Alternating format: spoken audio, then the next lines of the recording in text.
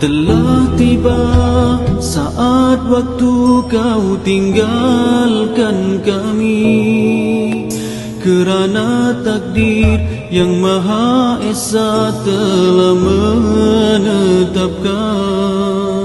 Sedih rasanya hati ini bila mengenangkan kau sahabatku, kau teman sejati. Tulus ikhlasmu, luhur budimu, bagai tiada pengganti. Senyum tawamu, juga katamu menghiburkan kami. Memori indah kita bersama terus bersemadi. Kau sahabatku, kau teman sejati.